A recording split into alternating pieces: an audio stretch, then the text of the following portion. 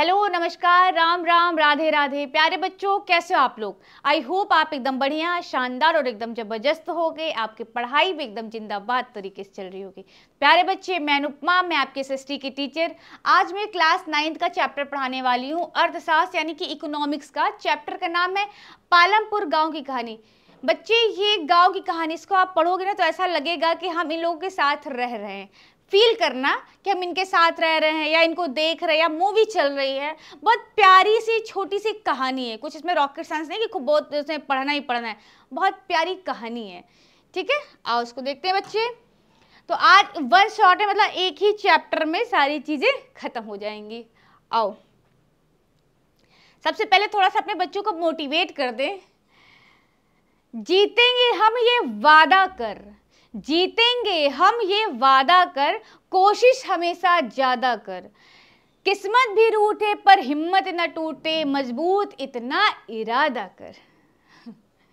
चलो, सबसे पहले बच्चे पालमपुर गांव का परिचय अब बताते हैं। पहली बात कि पालमपुर गांव कोई जगह का नाम नहीं, ये काल्पनिक गांव का नाम है। अब कहीं से मैच कर जाए तो बात अलग है, लेकिन ये काल्पनिक गांव है।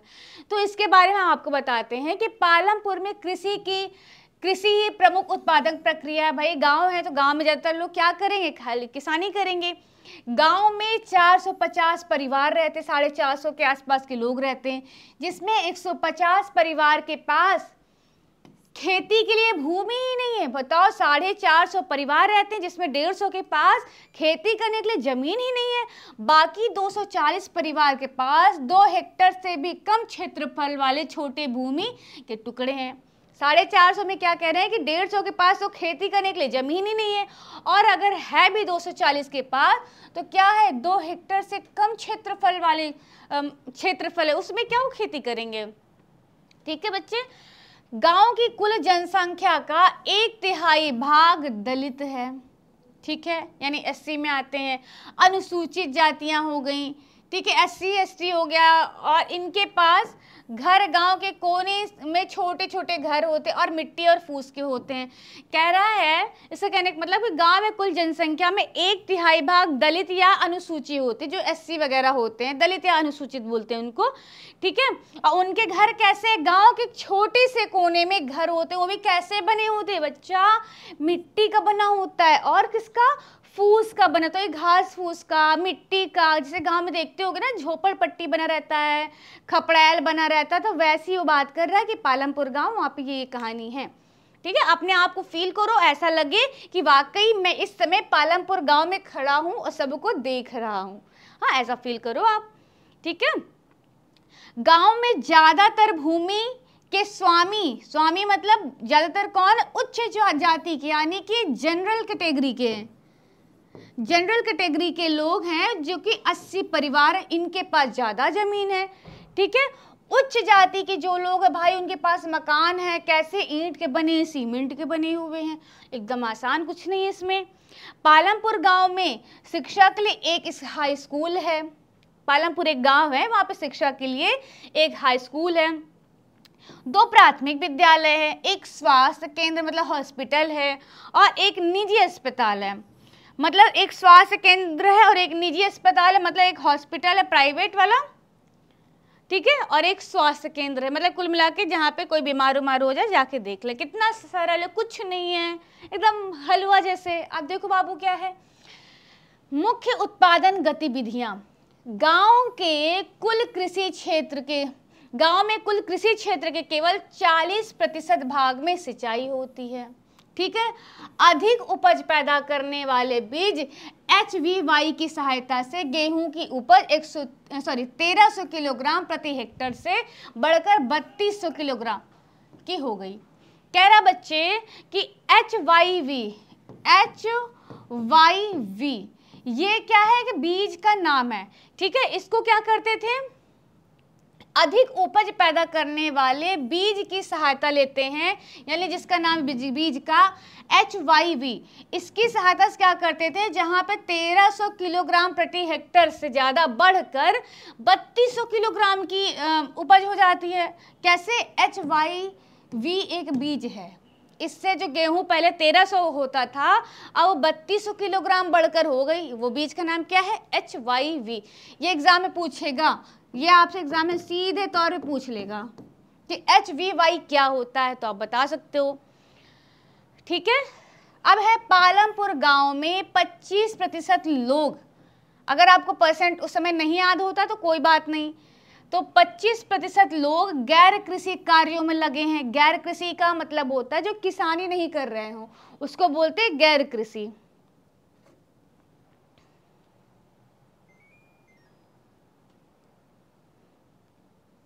ठीक है बच्चा, उसको बोलते हैं गैर कृषि।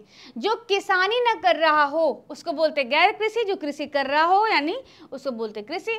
तो कह रहा है कि जो गैर कृषि उसमें आते हैं आपके डेयरी, जो दूध वाला होता है ना, दूध की डेयरी, दुकानदारी हो गया। भैया आप गांव में जाओगे, एक तो दुकान रखा है, टॉफ़ी, बिस्कुट और कंपट, निरमा, साबुन, ये सारी चीज़ की दुकान रखा है, चिप्स वगैरह की, वहीं पे तम्बाकू बेच रहा है, वहीं पे पान की दुकान रखा है, ये सारी चीज़ें हो गया दुकानदारी में जो आता है।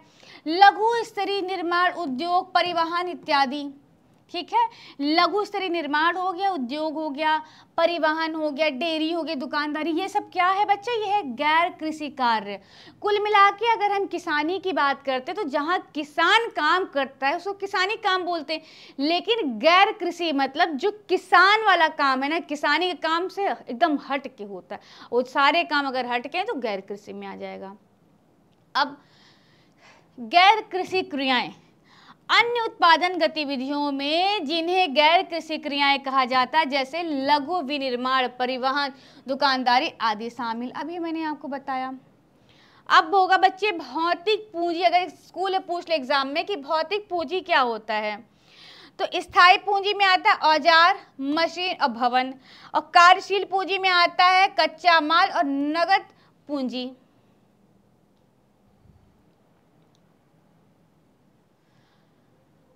उत्पादन के कारक, उत्पादन भूमि, श्रम और पूंजी के संयोजित करने को संगठित होता है, जिसे उत्पादन करने का कारक कहा जाता है। जमीन मापने की इकाई होती 1 हेक्टेयर 10,000 वर्ग मीटर होता है।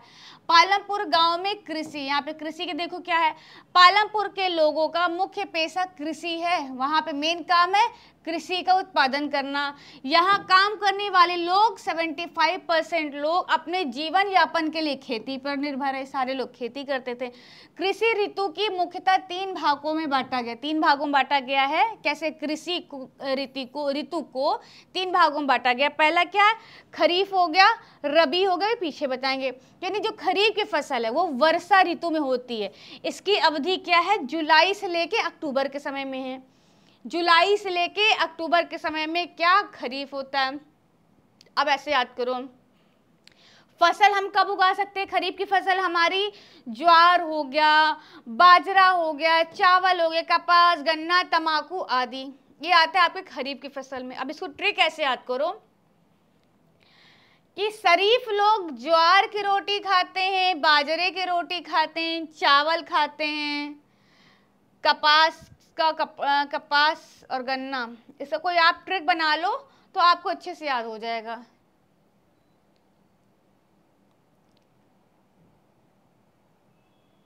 ऐसे याद करो, शरीफ लोग क्या कहते हैं?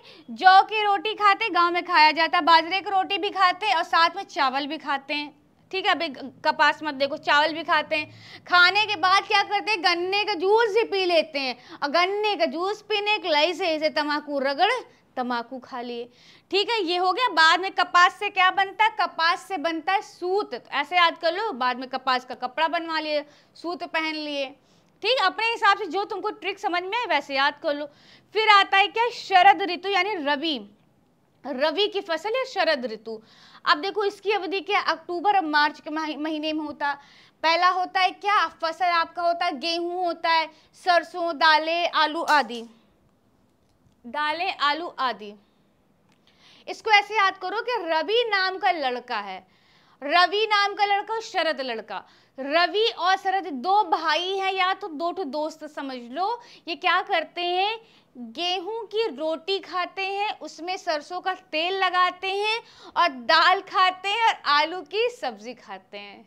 ठीक है, फिर से देखो, रबी है, रबी चलो ऐसे याद करो, शरद नाम का लड़का और रवि दोनों दोस्त रहते हैं। ये कहाँ जाते हैं, कोई कहीं घूमने जाते हैं, टूर पे जाते हैं। वहां पर क्या किया, गेहूं की रोटी लिया, सरसों का तेल लगाया, साथ में दाल खाई और आलू का क्या बनता, कचालू। तो इतनी चीजें ये लोग खा के घूमने चले गए।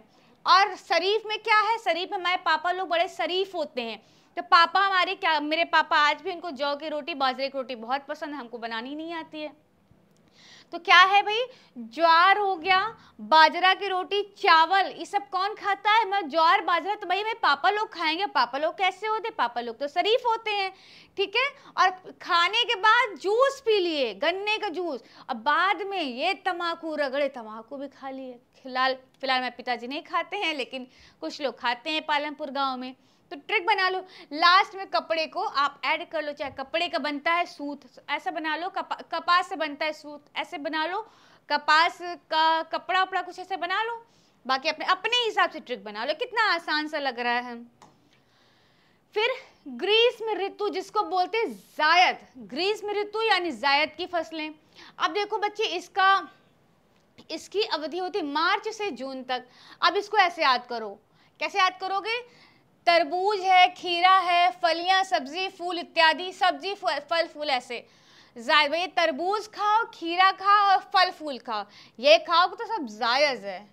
हाँ ऐसे भैया, फल उल खाना, सब्जी खाना तो बहुत अच्छी बात है, अच्छा खाओगे, जायज जायज की बात है ना कि हमारा स्वास्थ्य सही रहेगा। वही कह रहा है तरबूज खाओ, खीरा खाओ, फल वगैरह खाओ, सब्जी खाओ, तो इसको खाओगे तो जायज है भाई, ये खाओ यानी जायद है। ट्रिक बना लो अपना, मार्च से जून तक अपने हिसाब से याद कर लो, ठीक है। बिजली के विस्तार ने सिंचाई व्यवस्था में सुधार किया, परिणाम स्वरूप किसान दोनों खरीफ और रबी दोनों ऋतुओं में फसल उगाने में सफल हो सके। ये सारी चीजें, पानी वानी की व्यवस्था कहाँ से होगा, है ना, वो सारी चीजें हैं। अब खेती करने के तरीके, पहला परंपरागत कृषि हो गया है, दूसरा आधुनिक कृषि। देखो बहुत सरल सा चैप्टर है कि कृषि में पारंपरिक बीजों का प्रयोग करते हैं। क्या है, परंपरागत कृषि में होता है, कृषि में पारंपरिक बीजों का उपयोग किया जाता है। लेकिन आधुनिक में क्या, आधुनिक का मतलब मॉडर्न, ठीक है। कृषि में अधिक उपज देने के लिए HVY का प्रयोग करते हैं, ताकि गेहूं जो पहले 1300 किलो होता था किलोग्राम का, बाद में वो 3200 का होने लगा, ठीक है। तो उन्होंने क्या मिलाया उसमें, HYV का प्रयोग कर दिया। लेकिन इसमें क्या है, परंपरागत कृषि में क्या होता है कि कृषि में पारंपरिक बीजों का प्रयोग करते, कोई एक्स्ट्रा कुछ नहीं मिलाते हैं कि कोई इधर उधर के बीज मिला दें, ऐसा कुछ नहीं। इसमें क्या, कम सिंचाई की आवश्यकता होती है, लेकिन भाई इसमें अधिक सिंचाई की आवश्यकता होती है। क्यों, क्योंकि इसमें HYV का यूज हुआ है, वो ज्यादा पानी ले रहा है। उर्वरकों के रूप में गाय का गोबर, मतलब खाद, उर्वरक मतलब खाद के रूप में गाय का गोबर अथवा दूसरी प्राकृतिक खाद का प्रयोग करते हैं। गाय का गोबर वगैरह हो गया, दूसरा कोई टाइप का खाद की जरूरत पड़ता है। लेकिन आधुनिक कृषि में क्या भैया, रासायनिक खाद की जरूरत है और कीटनाशक का प्रयोग करना पड़ता है। देखो फिर परंपरागत पहले के समय में गांव में सब क्या करते थे कि गाय का गोबर हो गया या प्राकृतिक कोई खाद डाल देते हैं। लेकिन आधुनिक यानी अब के समय में क्या करते हैं, पहले तो HYV का प्रयोग करते हैं, अधिक सिंचाई की भी जरूरत होती है। दूसरी चीज क्या करते हैं कि रासायनिक खाद और कीटनाशकों का प्रयोग करते हैं बच्चे। हम अब क्या पारंपरिक हल का प्रयोग करते हैं, आप लोग देखिए होंगे कि हल कैसे होते थे। लेकिन इसमें क्या, मशीनों का प्रयोग करते हैं। कितना अंतर आ गया, नाम से पता चल रहा है आधुनिक। भाई कुआं हो गया, नदी हो गया है, और तालाब से सिंचाई होता था, कुआं नदी तालाब से सिंचाई होता था। लेकिन यहाँ नलकूप हो गए या पंपिंग सेट के हिसाब से इनकी सिंचाई होती। तो ये और ये अंतर आ गया, कहाँ का है, पालमपुर गांव का। दूसरा आता है क्या, हरित क्रांति। चलो वहां तक की बात ही क्लियर हो गई। अब हरित क्रांति के बारे में देखो। हरित क्रांति द्वारा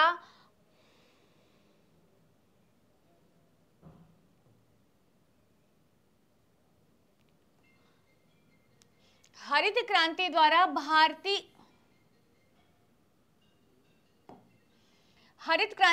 भारतीय कृषकों ने अधिक उपज वाले बीज यानी HYV के द्वारा गेहूं और चावल की खेती करना सीखा। हरित क्रांति में भारतीय किसान ने क्या किया कि HYV के द्वारा चावल और गेहूं की अधिक से अधिक खेती करना सीखा। तो ये हो गया।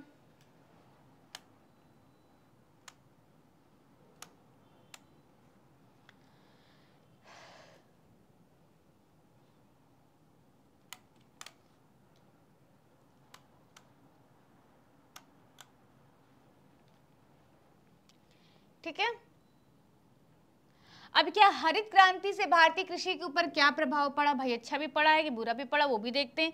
हरित क्रांति ने भारतीय कृषकों को ज्यादा उपज वाले बीज यानी HYV के द्वारा चावल और गेहूं की कृषि करने के तरीके सिखाए। कितना आसान है भाई, पहले बहुत कम होता था, लेकिन बाद में HYV बीज का प्रयोग करने लगा, जिससे क्या होता है, चावल और गेहूं की उपज ज्यादा होने लगी। ये सारी चीजें सिखाई।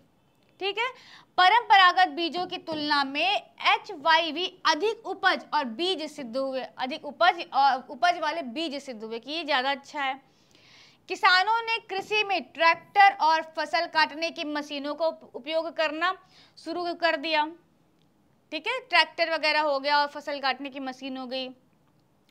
रासायनिक खाद्यों का प्रयोग करना सीखा। कहाँ? यही तो होता है हरित क्रांति में। दूसरा क्या? प्राकृतिक संसाधनों का उपयोग किया गया। कुछ नहीं, एकदम सरल सा, एक बार आप पढ़ लोगे, कुछ है ही नहीं इसमें। अब देखो बच्चे, अगर इसके फायदे हैं तो इसको कुछ तो नुकसान भी होगा। तो हरित क्रांति से मृदा को बहुत नुकसान होता है। मृदा मतलब होता है क्या? सॉइल होता है, या तो कह दो आप मिट्टी होती है। ठीक है, हरित क्रांति से मृदा को नुकसान होता है, यानी रासायनिक उर्वरकों के कारण मृदा की उर्वरकता नष्ट हो जाती। जैसे कि जो मृदा की उर्वरकता मतलब मिट्टी जो अच्छा जो जैसे फसल उगाते हैं ना, फसल अच्छी उगती है तो वो नष्ट होने लगती है। जैसे कि क्या, उसमें रासायनिक उर्वरक मिलाने पे, जैसे कि हम अलग अलग तरह की क्रीम लगाएं, पाउडर लगाएं, प्रोडक्ट लगाएं, तो क्या होता है, बाद में पिंपल्स निकल आते हैं। वो चीज़ें मतलब अच्छी नहीं होती, पिंपल्स निकल आते, दाग धब्बे पड़ जाते। तो वही कह रहा है कि रासायनिक उर्वरक के कारण मृदा की उर्वरकता नष्ट हो जाती है। फिर भूजल के अति प्रयोग से भूजल स्तर गिरने लगता है, यानी ज्यादा प्रयोग करने से पानी भी भाई क्या होता है, HYV का बीज अगर इस्तेमाल करोगे तो पानी ज्यादा लेता है। जब पानी ज्यादा लेगा तो क्या होगा, भौमल जल स्तर गिरने लगेगा, यानी भूमि जल स्तर गिरने लगेगा। ज्यादा पानी भी यूज नहीं करना चाहिए। ठीक है, मिट्टी का कटाव भी होने लगता है, यानी मिट्टी कटने लगती है। रासायनिक उर्वरक आसानी से पानी में घुलकर मिट्टी से नीचे चले जाते हैं। कह रहा है रासायनिक उर्वरक आसानी से पानी में घुल मिलकर मिट्टी से नीचे चले जाते हैं और जल को दूषित करते हैं। ठीक है, ये बैक्टीरिया और सूक्ष्म जीवाणु नष्ट कर देते हैं जो मिट्टी के लिए उपयोगी होता है। भाई कुछ कुछ जीवाणु होते हैं, कुछ बैक्टीरिया और कुछ जीवाणु होते हैं जो कि मिट्टी के लिए उपयोगी होते हैं, लेकिन क्या होता है, इसकी वजह से ये नुकसान हो जाता है।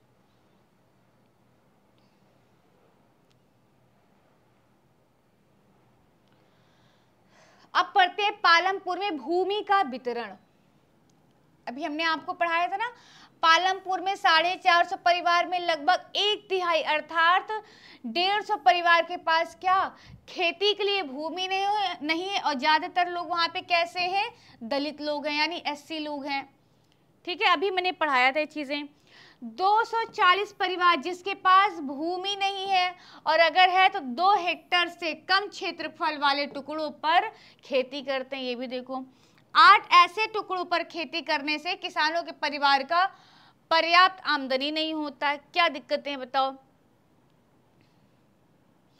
कुछ बड़े किसान के पास 10 हेक्टेयर या इससे अधिक भूमि है। देखो कहने का मतलब है कि पालमपुर गांव में 450 परिवार के लोग हैं, जिसमें से लगभग 1/3 अर्थात 150 परिवार के पास खेती के लिए जमीन नहीं है, और अधिकांशतः दलित है। ज्यादातर लोग कैसे हैं, दलित हैं, यानी SC में आते हैं। और 240 परिवार जिसके पास भूमि ही नहीं है। और दो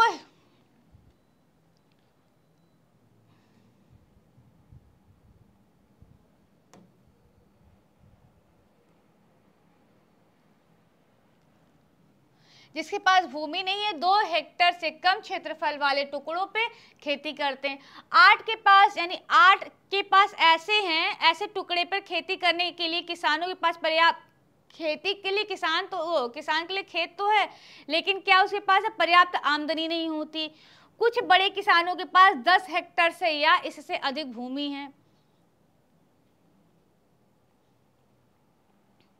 पालमपुर गांव में भूमिहीन किसानों का संघर्ष। भूमिहीन किसान दैनिक मजदूरी पर काम करने के लिए मजबूर हैं। भाई कभी कभी इनके पास अगर क्या लिखा भूमिहीन, जब इसके पास जमीन नहीं है तो काहे का किसान, तो क्या है मजदूरी पर काम करने के लिए मजबूर हो गए कि ला भैया ईंटा ढोए, झाड़ू पोछा करे, बाहरी कोई काम करें, ये कह रहा है। उन्हें अपने लिए प्रतिदिन काम ढूंढते रहना पड़ता, डेली वो काम ढूंढते रहते हैं। सरकार द्वारा मजदूर की दैनिक दिहाड़ी न्यूनतम रूप से 60 निर्धारित की गई है, लेकिन मिलता कितना है 35 से 40 रुपए। ये था कि इनको दैनिक दिहाड़ी मतलब उनको जो पैसा मिलेगा कम से कम 60 रुपए निर्धारित किया गया, लेकिन बेचारों को मिलता कितना है 35 से 40 रुपए के बीच में, इससे ज्यादा नहीं मिलता। खेतिहर श्रमिक यानी जो खेत में काम करने वाले मजदूर हैं कर्ज के कारण अत्यधिक कष्ट झेल रहे हैं, ये भी एक कहानी है। ये सब क्या है किसानों का संघर्ष है। पालमपुर में दुकानदार, पालमपुर गांव में उसमें दुकानें कैसी हैं, तो दुकान पर प्रतिदिन एक वस्तुओं को थोक रेट पर खरीदते हैं और गांव में जाके बेच देते हैं। थोक रेट का आप मतलब समझते हो कि बंडल बंडल ढेर सारा सामान एक साथ खरीद के लेके आते हैं, बाद में धीरे धीरे उसको गांव में जाके बेच देते हैं। जैसे ढेर सारा वो खरीद लेते हैं क्या, टूथपेस्ट खरीद लिए या ढेर सारी चिप्स खरीद लिए, चिप्स के पैकेट ढेर सारी खरीद लिए, अब गांव में जाते हैं एक एक करके ठीक है बेचते हैं, थोक रेट पे खरीदते हैं और गांव में बेचते हैं। चलो गांव में छोटे जनरल स्टोर हैं जैसे चावल, गेहूं, चाय, तेल, बिस्कुट, साबुन, टूथपेस्ट, पेस्ट्री हो गया, मोमबत्ती हो गया, कॉपी, पेन, पेंसिल, ये और कुछ तो कपड़े भी बेचते हैं। ये तो कॉमन से आप कहीं गांव में जाओगे तो यही देखोगे कि छोटे छोटे जनरल स्टोर है, उसी में चाय, गेहूं, तेल, बिस्कुट, वहीं पे कॉपी, किताब, पेंसिल भी रख लेंगे। कुछ लोग तो बगल में कपड़े भी रख लेते, लगे हाथ कपड़ा भी बेच लें, ये हो गया। कुछ परिवारों ने जिनके पास बस कह रहा है कुछ परिवार जिनके घर के पास बस स्टैंड के निकट, बस स्टैंड होता मतलब घर के पास क्या है बस स्टैंड भी है, अपने घर के एक भाग में छोटी सी दुकान खोल लेते हैं। मतलब बस स्टैंड के पास उनका घर है और वहीं पे छोटी सी एक दुकान खोल लेते हैं। वस्तुओं के साथ साथ खाने की चीजें भी बेचते हैं।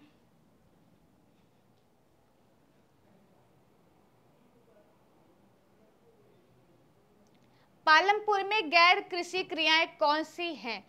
कृषि का अर्थ होता है क्या खेती करना, वहीं गैर कृषि क्रिया का अर्थ होता है वह होता है कि वह क्रिया जिसमें कृषि सम्मिलित ना हो। मैंने बोला था ना किसानी का मतलब होता है कि कृषि वाला, और अगर उसमें किसानी नहीं हो रहा है तो क्या हो जाएगा बच्चे वो गैर कृषि। गैर कृषि में आएगा आपका दूध बेचना, खनन हो गया, जमीन से खोदने का काम हो गया, हस्तशिल्प कला, हाथ से बनाई हुई चीज जैसे हाथ से बुना हुआ स्वेटर हो गया, थाल पोस हो गया, ये सारी चीजें क्या होती हैं हस्तशिल्प जिसको बोलते हैं। जो चीजें हाथ से बना के बेची गई हो उसको बोलते हैं हस्तशिल्प, ठीक है। जैसे कोई कपड़ा ही हो गया, सूट सिल के बना के बेच देना, ये सब होता है क्या हस्तशिल्प। पालमपुर में यानी पालमपुर गांव में कार्यशील जनसंख्या का केवल 25% भाग गैर कृषि क्रियाओं में संलग्न है। मतलब कह रहा है पालमपुर गांव में 25% भाग क्या गैर कृषि क्रिया में लगे हुए, मतलब गैर कृषि में दूध बेचना, खनन कार्य, हस्तशिल्प, ये सारा काम करते हैं। पालमपुर गांव में मुख्य गैर कृषि क्रियाएं निम्नलिखित है। कैसे? पहला डेयरी, कहने का मतलब डेयरी में कि गांव में एक पालमपुर गांव में क्या है एक जगह है जहाँ पे लोग आते हैं, गाय का दूध दूहते हैं और जाकर डेयरी में बेच देते हैं। अब फिर डेयरी से लोग आते हैं, कुछ लोग आते हैं भैया डेयरी से खरीदने लगते हैं। जिसके यहाँ ढेर सारी गाय भैंस गैया लोग रहती हैं, दूध निकाल के डेयरी में देती है, और जिसके पास गाय भैंस नहीं है वो आके डेयरी से दूध ले जाते हैं। तो ये वही कह रहा है।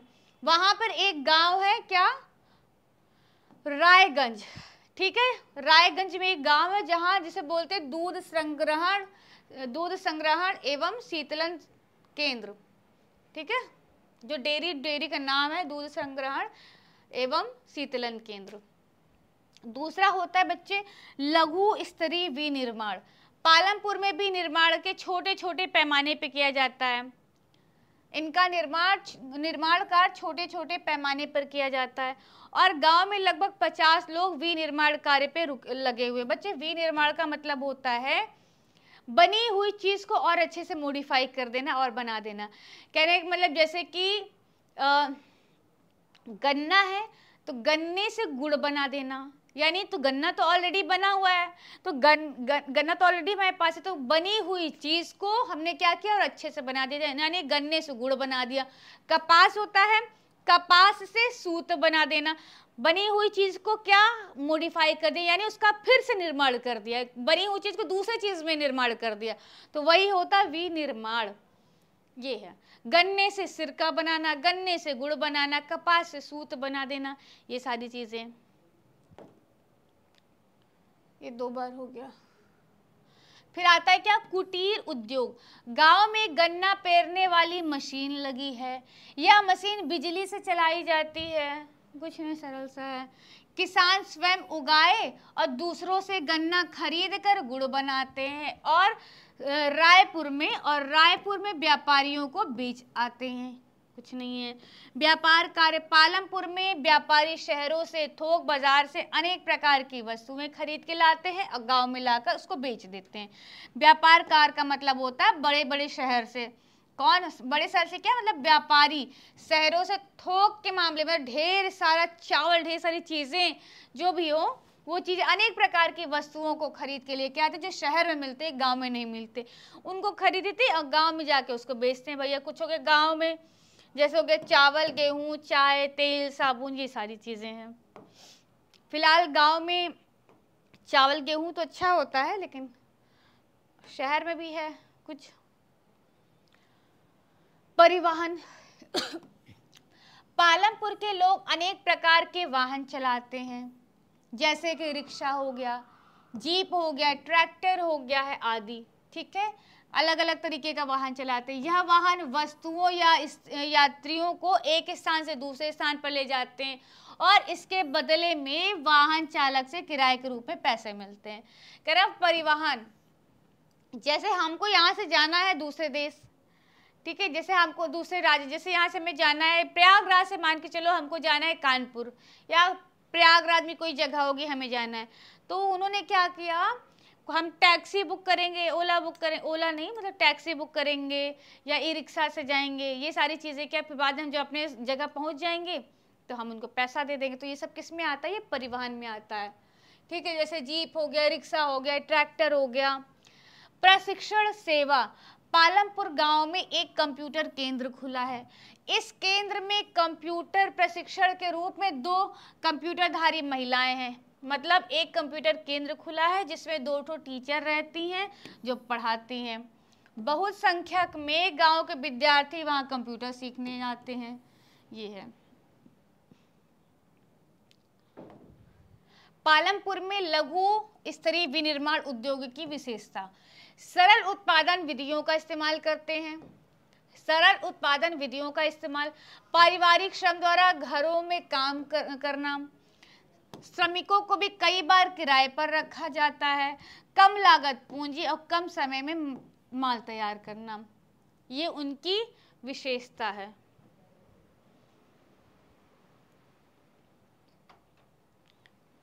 आई होप बच्चों आपको इतना इजी सा चैप्टर समझ में आ गया होगा, कुछ नहीं है, बहुत थोड़ा सा है ये। तो बच्चे मिलते हैं आपसे नेक्स्ट क्लास में। पालमपुर गांव की कहानी यहीं पे समाप्त हो जाती है, तो नेक्स्ट क्लास में मिलते हैं। तब तक के लिए नमस्कार, धन्यवाद, जय हिंद।